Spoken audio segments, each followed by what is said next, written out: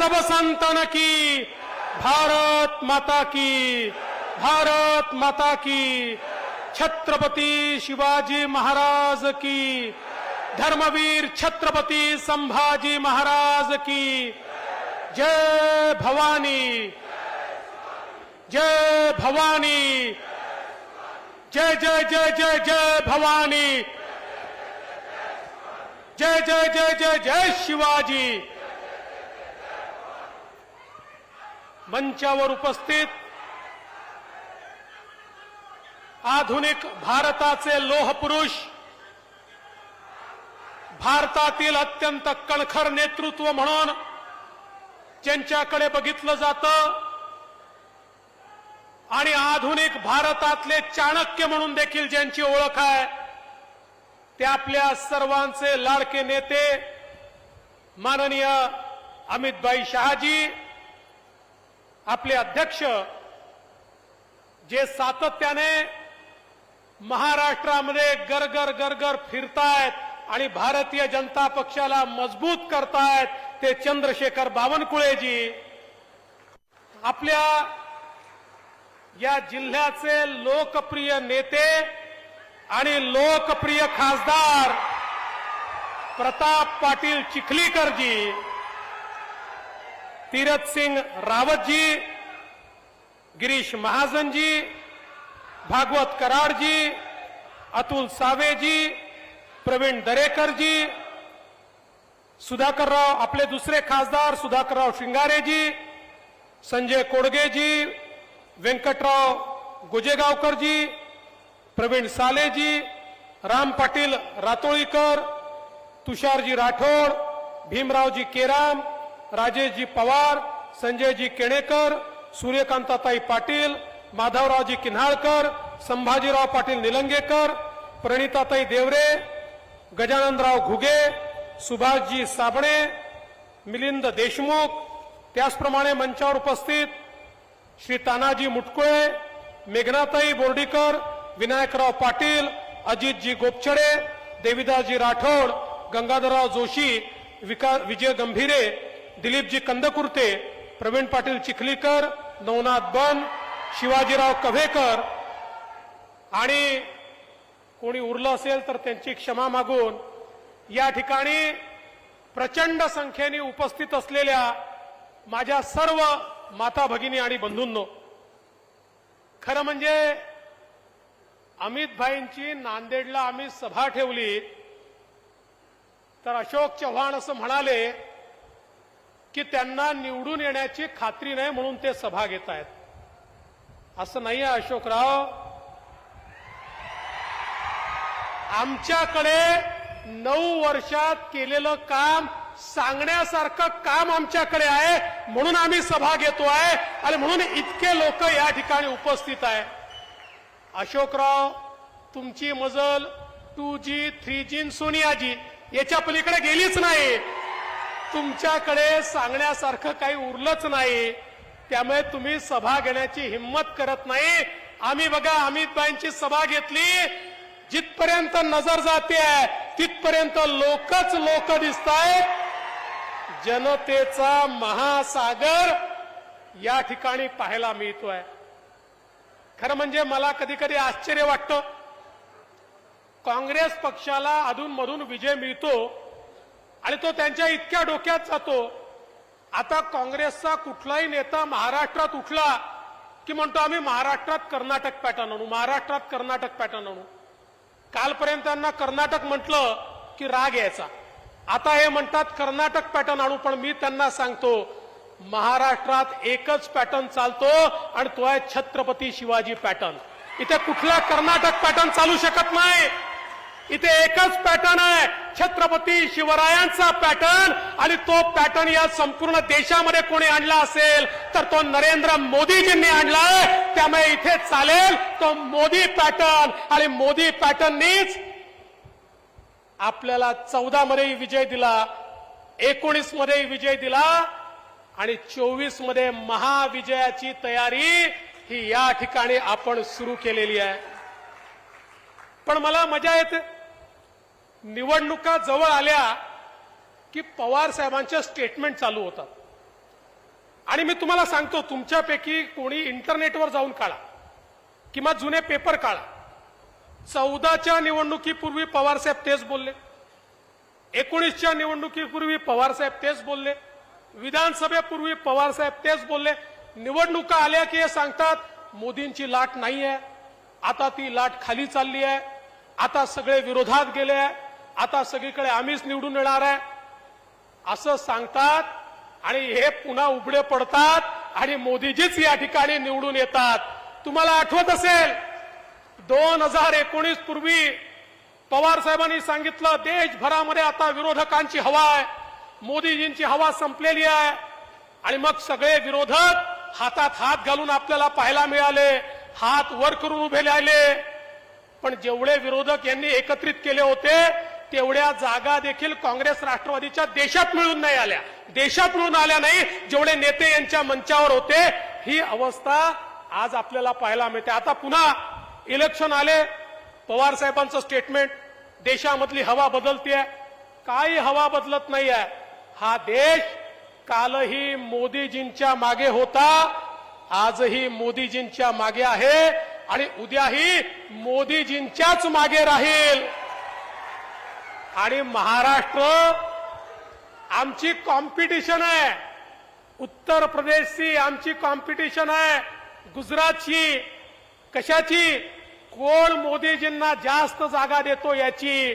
आम्ही 14 मध्ये 42 दिल्या, आम्ही 19 मध्ये 41 दिल्या आणि आता पुन्हा शिवसेना भाजप युती 42 पेक्षा जास्त जागा या महाराष्ट्रामध्ये 2024 साली देईल. कारण मराठी माणसाचं प्रेम हे छत्रपती शिवाजी महाराजांवर आहे, ते राष्ट्रवादावर आहे आणि राष्ट्रवादाचं प्रतीक असलेल्या मोदीजींवर त्यांचं प्रेम आहे. त्यामुळे संपूर्ण समाज आपल्या पाठीशी उभा आहे. खरं तर मोदीजींनी 9 वर्षामध्ये देश कसा बदलला आमचे अमित भाई या ठिकाणी सांगतील. पण मोदीजींच्या योजनांचा महाराष्ट्राला काय लाभ झाला? 1960 साली महाराष्ट्राची निर्मिती झाली. 1947 ला आमचा देश या ठिकाणी स्वतंत्र झाला. पण बंधू भगिनींनो, तरी देखील देशामध्ये परिस्थिती काय होती? मोदीजी येतपर्यंत अनेक लोक बेघर होते, अनेक लोकांकडे शौचालय देखील नव्हतं, अनेक लोकांची अवस्था गरिबी रेषेच्या खाली होती. मोदीजींनी महाराष्ट्रामध्ये 25 लाख कुटुंबांना प्रधानमंत्री मोदी आवासचं घर दिलं. आज मोदीजींमुळे 1.25 कोटी लोक आपल्या स्वतःच्या घरात या महाराष्ट्रामध्ये राहत आहेत. आयुष्यमान भारतमध्ये 71 लाख गरिबांना त्या ठिकाणी उपचाराची सेवा दिली. कोविडमध्ये महाराष्ट्रातल्या 17 कोटी आमच्या 12 कोटी लोकांना 17 कोटी लसी टोचण्याचं काम आणि मोफत कोविडची लस देण्याचं काम हे माननीय मोदीजींनी केलं. किसान सन्मान योजनेमध्ये 1,10,00,000 शेतकऱ्यांना त्यांच्या खात्यामध्ये पैसे दिले. जल जीवन मिशन मध्ये महाराष्ट्रातल्या 1,12,00,000 घरांमध्ये नळाचं पिण्याचं शुद्ध पाणी हे मोदीजींनी पोचवलं. 70 वर्षात पोचलं नव्हतं. मोदीजींनी 1,12,00,000 घरांमध्ये महाराष्ट्रामध्ये पिण्याचं पाणी पोचवलं. उज्ज्वला योजनेमध्ये 38 लाख आमच्या माता भगिनींना त्या ठिकाणी गॅसचं सिलेंडर मिळालं. कौशल विकास योजनेमध्ये महाराष्ट्रामध्ये 10 लाख लोक कुशल प्रशिक्षित झाले. प्रधानमंत्री फसल बीमा योजनेमध्ये महाराष्ट्रातल्या 87 लाख शेतकऱ्यांना मोदीजींनी त्या ठिकाणी फसल विम्याचा फायदा दिला. आणि त्यासोबत पीएम स्वनिधीमध्ये 5 लाख हात ठेलेवाले, पान ठेलेवाले, फुटपाथ दुकानदार यांना मदत करण्याचं काम दिलं. आणि यासोबत मुद्रा योजनेमध्ये महाराष्ट्रामध्ये 41 लाख युवांना रोजगार मिळाला. 41 लाख लोकांना मुद्रा योजनेचं लोन हे महाराष्ट्रात मिळालं. आणि यापैकी 50% महिला आहेत. हे महाराष्ट्राने या ठिकाणी मुद्रा योजनेचा रेकॉर्ड या ठिकाणी करून दाखवला. आणि एवढंच नाही, अटल पेन्शन मध्ये 40 लाख लोकांचे खाते उघडले. सुकन्या समृद्धीमध्ये 23 लाख परिवारांच्या घरी, ज्यांच्या घरी मुलगी जन्माला आली त्यांना त्या ठिकाणी फायदा झाला. मातृवंदना योजनेमध्ये 32 लाख लाभार्थ्यांना फायदा झाला. आणि एकूण जर आपण बघितलं तर या महाराष्ट्रामध्ये मोदीजींच्या सरकारच्या माध्यमातून 4 लाख कोटी रुपयाचे इन्फ्रास्ट्रक्चरचे प्रोजेक्ट चालले आहेत. रस्ते होत आहेत, पुलं होत आहेत, पोर्ट होत आहेत, एअरपोर्ट होत आहेत. 4 लाख कोटी रुपयाची गुंतवणूक ही पायाभूत सुविधा क्षेत्रामध्ये माननीय मोदीजींच्या सरकारने या ठिकाणी केली आहे. त्यामुळे 9 वर्षामध्ये महाराष्ट्रातल्या गरीबाला, महाराष्ट्रातल्या मध्यमवर्गीयाला, सामान्य मराठी माणसाला त्या ठिकाणी मोदीजींच्या माध्यमातून जो विकास दिसलाय तो आपण सगळ्यांनी अनुभवलाय. आणि त्यासोबत तुमच्या आशीर्वादाने पुन्हा एकदा डबल इंजिनचं सरकार आलंय. मागच्या 14 ते 19चं सरकार तुम्ही बघितलं, महाराष्ट्र बदलण्याचं काम आपण केलं. समृद्धीसारखा महामार्ग आपण तयार केला. मध्यंतरी 2.5 वर्षाचं सरकार होतं. आमच्या अशोक चव्हाण साहेबांकडेच खातं होतं. त्यांनी घोषणा केली नांदेड जालना मार्ग बनवणार, फुटकी कवडी देखील दिली नाही, काहीही केलं नाही. पण आता आपलं सरकार आल्याबरोबर नांदेड जालना जो आपल्या समृद्धीला जोडणारा महामार्ग आहे त्याच्या ऍक्विजिशनला पैसे दिले. आणि याच वर्षी नांदेड जालन्याचं काम देखील आम्ही सुरू करतोय. नांदेडमधनं मुंबईकडे जाण्याकरता आता सगळे मार्ग आणि अवरोध हे त्या ठिकाणी दूर करण्याचं काम आपण करतोय.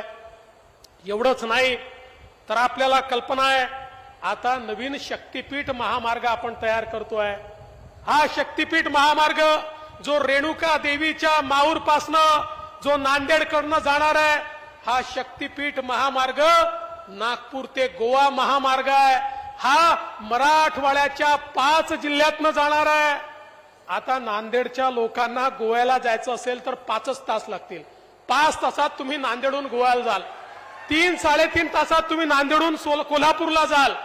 अशा प्रकारचा महामार्ग जो आता पूर्णपणे साऊथची कनेक्टिव्हिटी, दक्षिणेची कनेक्टिव्हिटी ही नांदेडला आणि मराठवाड्याला तयार करतोय. आणि तिकडे पश्चिमेची कनेक्टिव्हिटी, इकडे उत्तरेची कनेक्टिव्हिटी, अशा प्रकारची सगळी कनेक्टिव्हिटी आमच्या नांदेड करता या ठिकाणी आपलं सरकार तयार करताय. कारण आपलं काम करणारं सरकार आहे. आपल्याला माहिती आहे आपल्या शिंदेजींच्या नेतृत्वात आपल्या सरकारने निर्णय घेतला. मोदीजींनी 6,000 रुपये दिले तर आपण नमो शेतकरी सन्मान योजना आणली आणि 6,000 रुपये आपण पण देणार आहोत. आता 12,000 रुपये हे त्या ठिकाणी आपण देणार आहोत. आणि मराठवाड्यातल्या शेतकऱ्याला 9,000 रुपये आपण डीबीटीचे त्या ठिकाणी अन्न सुरक्षा योजनेचे देणार आहोत. त्यामुळे त्या ठिकाणी 22,000 रुपये त्यांच्या घरामध्ये जाताना आपल्याला पाहायला मिळणार आहेत. 1 रुपयात आता आपण पीक विमा देतो. आणि या ठिकाणी महात्मा फुले जनारोग्य योजना जी आहे, आता 5 लाखापर्यंतचा इलाज हा मोदीजींनी मोफत केला. आणि 5 लाखापर्यंतचा इलाज हा महाराष्ट्र सरकारने मोफत केला. आता कोणालाही चिंता करायचं कारण नाही. कोणालाही आजार झाला तरी देखील आपली योजना ही त्या ठिकाणी त्याचा इलाज करण्याकरता आहे. आमच्या माता भगिनी या ठिकाणी आहेत. आमच्या माता भगिनींना एसटीचा प्रवास 50% सूट त्यांना एसटीच्या प्रवासामध्ये आपल्या सरकारने दिली. आता आमची वहिनी सांगते की आता तालुक्याला किंवा जिल्ह्याला तुम्ही जाऊ नका. तुम्ही गेले तर 50 रुपये लागतात, 100 रुपये लागतात. मी गेली तर अर्धेच पैसे लागते. त्याच्यामुळे आता आमची वहिनी तालुक्याला आणि जिल्ह्याला चालली आहे कारण 50% सूट मिळाली आहे.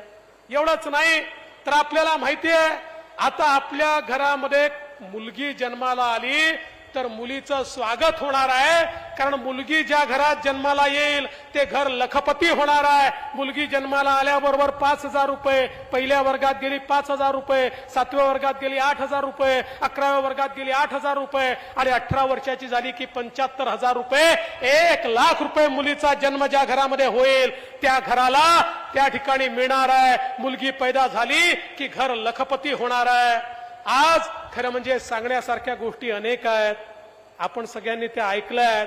आपण या ठिकाणी अमित भाईंना ऐकण्याकरता आलो आहे, म्हणून तुम्हाला एवढंच निवेदन करण्याकरता आलो आहे की आता या ठिकाणी काही लोक एकत्रित येऊन त्यांचा असा विचार चाललाय, आम्ही तिघं एकत्रित आहोत म्हणून आम्ही भाजप सेनेला पराभूत करू. पण काळजी करू नका, जंगलामध्ये कितीही प्राणी एकत्रित आले तरी वाघाची शिकार ते करू शकत नाही. हे त्रिकालबाधित सत्य आहे. आणि त्यामुळे या ठिकाणी येत्या काळामध्ये बावनकुळेजींनी सांगितल्याप्रमाणे आपल्याला बूथच्या माध्यमातून लाभार्थ्यापर्यंत पोहोचून त्या ठिकाणी मोदी सरकारने केलेलं काम हे त्या ठिकाणी पोहोचून प्रत्येक लाभार्थ्याला त्या ठिकाणी त्या कामाची जाणीव करून देऊन पुन्हा एकदा या महाराष्ट्रामध्ये भारतीय जनता पार्टी शिवसेना युती ही मोदीजींच्या नेतृत्वात प्रचंड मताने निवडून आणायची आहे, रेकॉर्ड करायचा आहे. आणि त्याची सुरुवात आज नांदेड पासून झाली आहे. मला विश्वास आहे नांदेड पासून सुरुवात झाली, आता आम्हाला मागे वळून पाहावं लागणार नाही. आणि म्हणून चिखलीकरजी तुम्ही काळजी करू नका. तुम्ही जे जे संकल्प केले आहेत ते सगळे संकल्प पूर्ण करण्याचं काम आपलं सरकार करेल. ते नांदेड बिदरचं काम असो, ते आपल्या एअरपोर्टचं काम असो, जे जे संकल्प चिखलीकरजी तुम्ही केले आहेत, जे आमच्या आमदारांनी केले आहेत ते संकल्प पूर्ण होतील एवढाच विश्वास व्यक्त करतो आणि माझं बोलणं संपवतो. जय हिंद, जय महाराष्ट्र. अमित जी, हम मराठवाड़ा मुक्ति संग्राम का अमृत महोत्सव मना रहे हैं. स्वतंत्रता के बाद 1947 में 3 राज्य पीछे रह गए थे, मराठवाड़ा, जूनागढ़ और कश्मीर. उसमें से जूनागढ़ और मराठवाड़ा का विषय तत्कालीन लौह पुरुष सरदार वल्लभ भाई पटेल ने छुड़ाया. लेकिन आधुनिक लौह पुरुष हमारे केंद्रीय गृह मंत्री, इन्होंने कश्मीर से 370 कलम हटाकर अखंड भारत का हमारा स्वप्न पूर्ण किया है. मैं उनसे अनुरोध करता हूं आदरणीय अमित शाह जी से, वो इस जनसभा को संबोधित करें. भारत माता की, भारतीय जनता पार्टीचा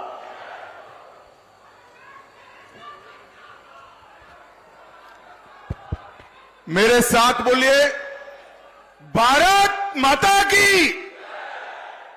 क्यों भाई, नांदेड़ वालों की आवाज को क्या हो गया है? देवेंद्र जी ने लक्ष्य रखा है 45 सीटों का. ऐसी आवाज से नहीं आती है भाई. मेरे साथ दोनों हाथ उठाइए, उठाइए दोनों हाथ. 45 सीटों के विजय के संकल्प की मुट्ठी बींचिए और प्रचंड आवाज से बोलिए, भारत माता की, भारत माता की, भारत माता की. ये मीडिया वाले जरा सेट कर नीचे बैठ जाओ. बहुत टाइम के बाद मैं नांदेड़ आया हूं भाई. जरा सेट कर बैठ जाओ भैया प्लीज. अरे बैठ भी जाओ यार.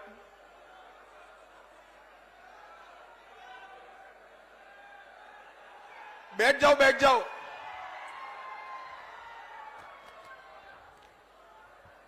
मंच पर उपस्थित महाराष्ट्र के दिग्गज नेता,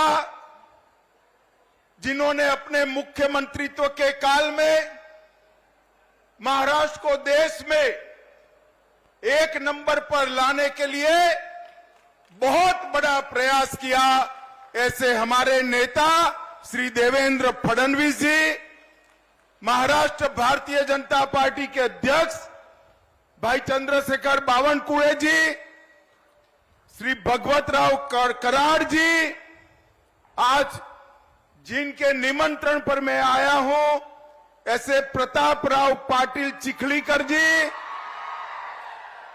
श्री सुधाकर राव श्रृंगारे जी, अतुल सावे जी, गिरीश महाजन जी, हमारे पूर्व मुख्यमंत्री उत्तराखंड तीरथ सिंह रावत जी, विधान परिषद के सदस्य प्रवीण देरेकर जी, उपस्थित सभी आमदार, खासदार महोदय और आज नांदेड़ की इस विशाल जनसभा में मोदी जी के समर्थन के लिए आए हुए प्यारे भाइयों, बहनों, माताओं और मेरे जिगर के टुकड़े जैसे युवा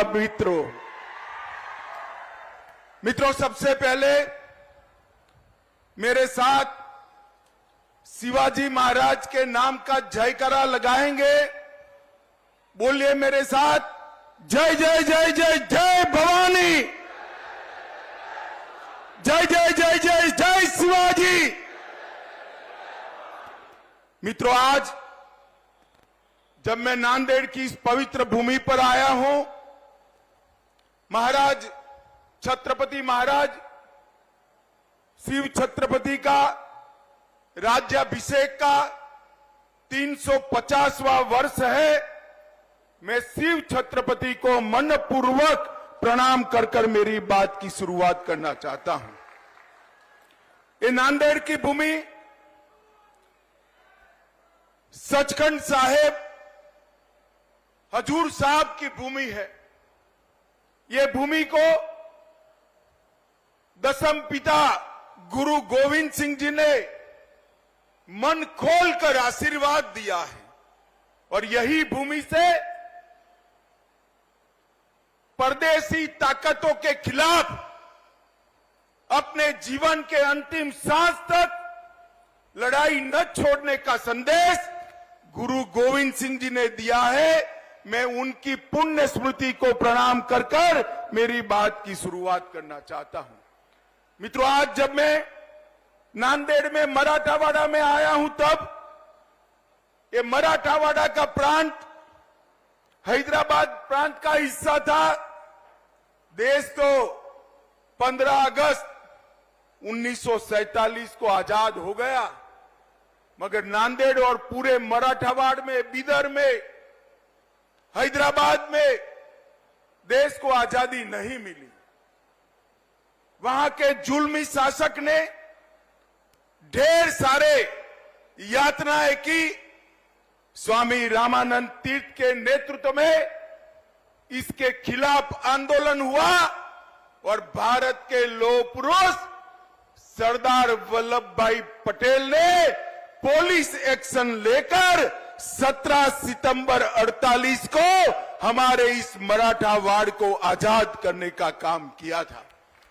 आज मैं सरदार पटेल जी को भी प्रणाम कर कर मेरी बात की शुरुआत करना चाहता हूं। भैया आप लोग प्लीज बैठ जाइए ना नीचे, मैं यहीं रहकर बोलने वाला हूं। प्लीज थोड़ा कम जगह हो तो भी बैठ जाइए। वो लाल शर्ट वाले भाई जरा प्लीज बैठ जाइए। मित्रों, आज भारतीय जनता पार्टी की सरकार, एनडीए की सरकार और मोदी जी के नेतृत्व वाली सरकार के 9 साल पूरे हुए हैं। मैं भारतीय जनता पार्टी की ओर से नांदेड़ और समग्र महाराष्ट्र की जनता का धन्यवाद करने आया हूं। बहुत बहुत धन्यवाद महाराष्ट्र की जनता ने, क्योंकि 14 और 19 दोनों चुनाव में महाराष्ट्र की जनता ने मन खोलकर मोदी जी को वोट देने का काम किया। मन खोलकर यहां से खासदार भेजे और इसी का परिणाम था कि मोदी जी 2/3 बहुमत के साथ, पूर्ण बहुमत के साथ सरकार बनाए और 9 साल तक देश पर विकास क्या होता है इसका परिचय कराया। मोदी जी के 9 साल, ये 9 वर्ष भारत गौरव के 9 वर्ष। मोदी जी के 9 वर्ष भारत के विकास के, उत्कर्ष के 9 वर्ष। मोदी जी के 9 वर्ष गरीब कल्याण के 9 वर्ष। मोदी जी के 9 वर्ष भारत को सुरक्षित करने के 9 वर्ष है। और मित्रों, 10 साल के सोनिया मनमोहन के शासन के बाद जब मोदी सरकार आई तब सभी क्षेत्रों में आमूलचूल परिवर्तन किया। मैं आज महाराष्ट्र की जनता को याद कराने आया हूं। याद करिए सोनिया मनमोहन सरकार जिसमें शरद पवार साहब भी थे, ये 10 साल सबसे भ्रष्ट सरकार चली। 12 लाख करोड़ के घपले, घोटाले, भ्रष्टाचार करने वाली सरकार यूपीए की सरकार थी। और 9 साल तक प्रधानमंत्री नरेंद्र मोदी बने, एनडीए की सरकार चली। 9 साल में हमारे विरोधी भी हम पर भ्रष्टाचार का एक भी आरोप नहीं लगा सकते। हमने पारदर्शी सरकार देने का काम किया है।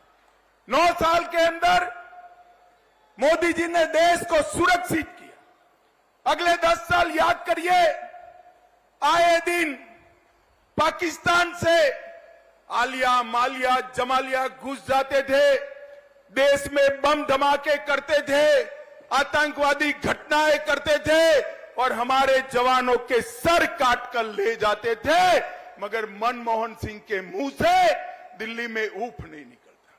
मोदी जी आए, उरी और पुलवामा किया, 10 ही दिन में सर्जिकल स्ट्राइक और एयर स्ट्राइक कर पाकिस्तान के घर में घुसकर आतंकवादियों का सफाया करने का काम नरेंद्र मोदी जी ने किया। ये 10 साल जो थे भारत में गरीबी बढ़ाने वाले 10 साल रहे। नरेंद्र मोदी जी के 9 साल के अंदर अभी अभी देवेंद्र जी ने बताया ढेर सारे गरीब कल्याण के काम। देश के 80 करोड़ गरीबों के लिए हर व्यक्ति को घर मिले, हर व्यक्ति को घर में शौचालय मिले, हर व्यक्ति को घर में बिजली मिले, हर व्यक्ति को घर में पीने का पानी मिले, हर गरीब को 5 लाख तक की सारी सुविधाएं फ्री ऑफ कॉस्ट मुफ्त में मिले, गरीबों को 5 किलो अनाज प्रति माह हर व्यक्ति मुफ्त मिले और इसके साथ साथ गैस का सिलेंडर देने का काम भी मोदी जी ने किया। मैं पूछना चाहता हूं राहुल बाबा, आपने 4 पीढ़ी तक शासन किया, 4 पीढ़ी तक जवाहरलाल नेहरू जी, इंदिरा जी, राजीव गांधी और सोनिया मनमोहन की सरकार, अगर 4 पीढ़ी में आप शौचालय नहीं पहुंचा पाए, घर नहीं दे पाए, गैस नहीं दे पाए, मुफ्त अनाज नहीं दे पाए, तो आपने गरीबों के लिए क्या किया? सच अर्थ में आजादी के बाद गरीबों के कल्याण का काम केवल और केवल देश के नेता और हमारे प्रिय प्रधानमंत्री नरेंद्र मोदी जी ने किया। नरेंद्र मोदी जी ने किया। हर क्षेत्र के अंदर मोदी जी ने देश को आगे बढ़ाया है। देवेंद्र जी ने ढेर सारी बात करी है। मोदी जी ने 11 करोड़ किसानों को 6,000 रुपया प्रति साल दिया। देवेंद्र जी ने और एकनाथ शिंदे ने उसमें 6,000 रुपया और जोड़ा और देवेंद्र जी ने यहां पर जलयुक्त शिवार योजना को भी चालू करने का काम किया। भाइयों बहनों, आज मैं आपको पूछने आया हूं, इतने सालों तक कांग्रेस की सरकार थी। हमारे संविधान निर्माताओं ने एक धारा 370 में एक प्रोविजन जोड़ा था कि ये टेम्पररी है, मगर इसको हटाने की किसी की हिम्मत नहीं थी। मुझे नांदेड़ वाले बताए धारा 370 हटनी चाहिए या नहीं हटनी चाहिए? जोर से बोले, हटनी चाहिए या नहीं हटनी चाहिए? एक कांग्रेस, एनसीपी, सपा, बसपा, ममता कोई हटाना नहीं चाहता था, वोट बैंक की लालच करते थे। नरेंद्र मोदी दूसरी बार प्रधानमंत्री बने। मोदी जी ने 5 अगस्त को कलम के एक झटके से धारा 370 को समाप्त कर कश्मीर को हमें काश के साल ये भारत का हिस्सा बना दिया। और ये राहुल बाबा, शरद पवार, सभी लोग विरोध कर रहे थे, कहते थे आसाम में, कश्मीर में खून की नदियां बह जाएगी। राहुल बाबा, खून की नदी छोड़ो, किसी की कंकर चलाने की भी हिम्मत नहीं हुई है, कंकर चलाने की। ये नरेंद्र मोदी सरकार है। माताओं, भाइयों, बहनों, मुझे बताओ, अयोध्या में प्रभु श्री राम का मंदिर बनना चाहिए या नहीं बनना चाहिए? अरे जोर से बोलो, बनना चाहिए या नहीं बनना चाहिए? काशी विश्वनाथ कॉरिडोर बनना चाहिए या नहीं बनना चाहिए? सोमनाथ का मंदिर फिर से सोने का बनना चाहिए या नहीं बनना चाहिए? कांग्रेस के शासन में कुछ नहीं होता था। नरेंद्र मोदी जी ने बाबर ने तोड़ा हुआ वो राम मंदिर फिर से पुनः प्रस्तापित किया। ये राहुल बाबा, मैं भाजपा का अध्यक्ष था, मुझे ताने लगाते थे कि भाजपा वाले कहते हैं मंदिर बनाएंगे मगर तिथि नहीं बताते हैं। मैं आज नांदेड़ वालों को बताना चाहता हूं, नांदेड़ वालों, 2024 में वही अयोध्या की वही भूमि पर भव्य गगनचुंबी राम मंदिर बनकर तैयार हो गया। नरेंद्र मोदी जी ने देश की संस्कृति और देश के इतिहास का सम्मान करने का काम किया है। नरेंद्र मोदी जी ने दुनिया में देश को गौरव दिलाने का काम किया है। आज देश भर में मोदी जी जहां जाते हैं वहां मोदी मोदी मोदी मोदी मोदी मोदी के नारे लगते हैं। और मित्रों, मैं आपको बताता हूं, ये मोदी मोदी के नारे युवाओं नरेंद्र मोदी जी का सम्मान नहीं है, ये मोदी मोदी के नारे मेरी नांदेड़ और महाराष्ट्र की जनता का सम्मान है, क्योंकि देश के प्रधानमंत्री। एक और मोदी जी को दुनिया में सम्मान मिल रहा है और दूसरी ओर कांग्रेस के शाहजादे राहुल बाबा विदेश जाकर देश का अपमान करने का काम करते हैं। अरे राहुल बाबा, विदेश में जाकर देश की राजनीति की बात, विरोध की बात नहीं करते। ये सालों से परिपाटी है, आपको मालूम न हो तो तनिक सीनियर कांग्रेसियों को पूछ लीजिए।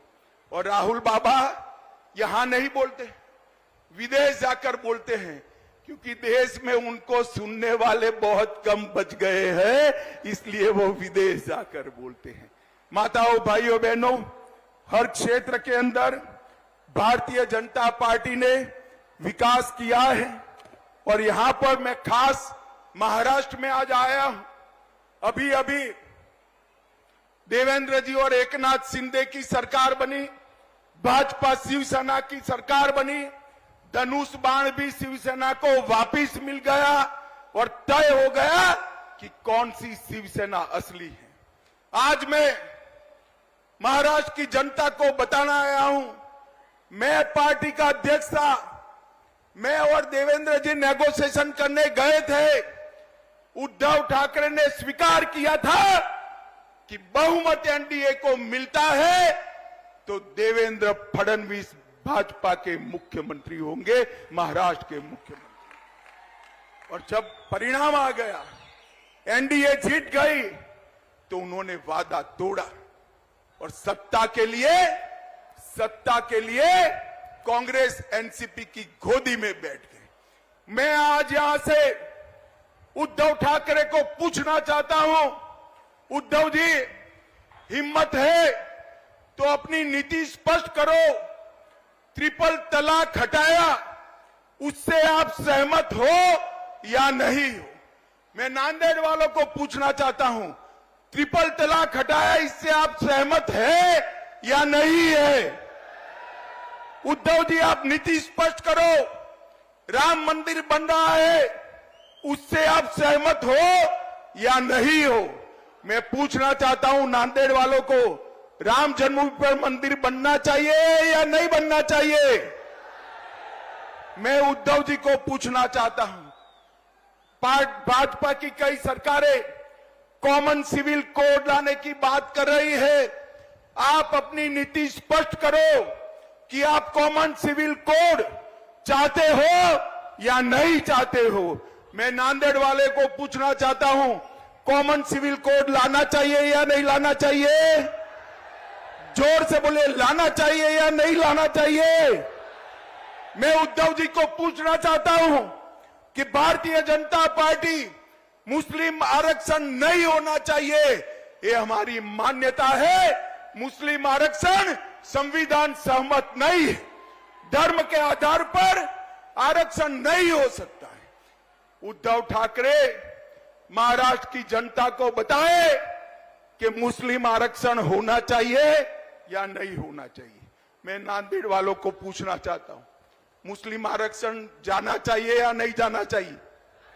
जोर से बोलो, जाना चाहिए या नहीं जाना चाहिए? मैं उद्धव ठाकरे को पूछना चाहता हूं, कर्नाटक में जिनके आप साथी हो, उनकी सरकार बनी, वो वीर सावरकर को इतिहास से के पुस्तक से मिटाना चाहती है। क्या आप सहमत हो? मैं नांदेड़ की जनता को पूछना था, वीर सावरकर का सम्मान, ये महान देशभक्त आदि बलिदानी आदमी का सम्मान, वीर सावरकर जैसे स्वतंत्र सेनानी का सम्मान होना चाहिए या नहीं होना चाहिए? जोर से बोलिए, होना चाहिए या नहीं होना चाहिए? उद्धव जी, आप दो नाव में पैर नहीं रख सकते हो। महाराष्ट्र की जनता के सामने मैंने जितनी बातें करी है, इसका जवाब स्पष्ट कर दीजिए। आपकी पोल महाराष्ट्र की जनता के सामने खुल जाएगी। माताओं, भाइयों, बहनों, उद्धव जी कहते हैं कि हमने इनकी सरकार तोड़ी, हमने नहीं तोड़ी है। उद्धव जी, शिव सैनिक आपकी शिवसेना की नीति विरोधी बातों से तंग आकर शरद पवार जी की पार्टी से रहने के लिए तैयार नहीं था। उन लोगों ने आपकी पार्टी छोड़ी और आपकी सरकार टूटी। दगा करने का काम, धोखा देने का काम उद्धव ठाकरे ने किया था। मोदी जी के नेतृत्व में, देवेंद्र फडणवीस के नेतृत्व में चुनाव लड़े और मुख्यमंत्री बनने के लिए वो कांग्रेस की गोदी में जाकर बैठ गए थे। माताओं, भाइयों, बहनों, ये 24 का जो चुनाव आना है, ये चुनाव जो आएगा, इसमें आपने फैसला करना है कि इस देश का प्रधानमंत्री कौन बने, मोदी जी बने या राहुल गांधी बने? जोर से बोले, कौन बने? और जोर से बोलो, कौन बने? और जोर से बोलो, कौन बने? उद्धव जी, आवाज सुनाई पड़ती है तो सुन लीजिए। आप वहां रहकर औरंगाबाद का नाम बदलने का समर्थन नहीं कर सकते, उस्मानाबाद का नाम बदलने का समर्थन नहीं कर सकते और अहमदनगर का नाम बदलने का भी समर्थन नहीं कर सकते हो। आपने महाराष्ट्र की जनता के सामने आपका स्टैंड स्पष्ट कर देना चाहिए। माताओं, भाइयों, बहनों, मोदी जी ने शिक्षा के क्षेत्र में 7 नए ITI खोले, 7 नए IIM खोले, 15 नए एम्स खोले और 390 यूनिवर्सिटी और 700 मेडिकल कॉलेज खोलने का काम भारतीय जनता पार्टी की नरेंद्र मोदी सरकार ने। एक और 65 साल का काम और एक और मोदी जी के 9 साल का काम। पिछले 9 वर्षों में नेशनल हाईवे में 54,000 किलोमीटर जोड़ने का काम मोदी जी ने किया था। मनमोहन सिंह जी 5 शहरों में मेट्रो छोड़कर गए थे, आज 20 शहरों में हो गई। 17 नई वंदे भारत ट्रेन शुरू हो चुकी है। यहां नांदेड़ साहब है, प्रताप राव ने कहा है वंदे भारत शुरू करना, मैं जाकर जरूर रेल मंत्री से बात करूंगा। 74 नए हवाई अड्डे खोलने का काम मोदी जी ने किया है। 11 करोड़ किसानों को किसान सम्मान निधि, जल जीवन मिशन 1.5 करोड़ घरों में पहुंच चुका है। लगभग 60 करोड़ लोगों को आयुष्मान भारत योजना, लगभग 11 करोड़ शौचालय, 60 करोड़ लोगों को मुफ्त अन्न और देश में 13 करोड़ लोगों को नए गैस के सिलेंडर देने का काम भारतीय जनता पार्टी की सरकार ने किया है। माताओं, भाइयों, बहनों, स्टार्टअप की बात हो, अंतरिक्ष के लिए नई नीति बनाने की बात हो, व्यापार बढ़ाना हो, दुनिया में से उद्योग यहां लाना हो, नौकरियों के मौके बढ़ाने हो, हर क्षेत्र में मोदी जी ने जो कांग्रेस 4 पीढ़ी में नहीं कर पाई वो नरेंद्र मोदी जी ने किया है। और सबसे बड़ा काम किया है, मोदी जी ने हमारे भारत को दुनिया में सम्मान दिलाने का काम किया है। सम्मान दुनिया भर के राष्ट्राध्यक्ष कोई मोदी को बॉस कहता है, कोई पैर छूता है, कोई ऑटोग्राफ मांगता है, कोई उनका समय मांगता है। ये सम्मान भारत को मोदी जी ने दिलाया है। भारत का परचम समग्र दुनिया में लहराने का काम नरेंद्र मोदी जी ने किया है। और अंत में मैं एक बात कहना चाहता हूं, भाइयों बहनों, बताओ, ये हजारों की संख्या में बैठे हुए लोग, 50,000 से ज्यादा जनमेदनी है, मुझे बताओ, सबका कोविड का टीका, कोविड का वैक्सीन का दोनों डोज हो गया है या नहीं हो गया है? हाथ ऊपर करिए, हो गया है या नहीं हो गया है? 1 पैसा देना पड़ा है क्या? 1 पैसा देना पड़ा है? मोदी जी ने कॉफी पिलाकर सबको वैक्सीन दे दिया। और दूसरी ओर उद्धव जी ऑफिस भी नहीं जाते थे और राहुल बाबा कहते थे तो मोदी वैक्सीन है, मत लो। जब देखा कि सब लेने लगे तो रात के अंधेरे में जाकर खुद उन्होंने टीका लगा दिया। मोदी जी ने 230 करोड़ वैक्सीन के डोज देकर भारत की जनता को कोविड से सुरक्षित करने का काम देश के प्रधानमंत्री नरेंद्र मोदी जी ने किया है। भाइयों बहनों, मुझे बताओ, 24 के चुनाव को 1 साल बचा है, आप क्या चाहते हैं? मोदी जी की सरकार फिर से चाहते हैं क्या? अरे जोर से बोलो, चाहते हैं क्या? नांदेड़ से कमल खिलाकर मोदी जी के पास भेजेंगे क्या? महाराष्ट्र में 45 से ज्यादा सीटें जीतेंगे क्या?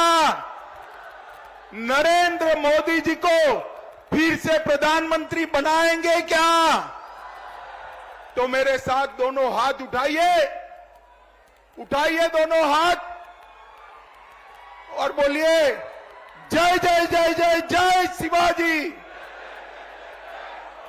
जय जय जय जय जय भवानी, भारत माता की, भारत माता की, भारत माता की, वंदे।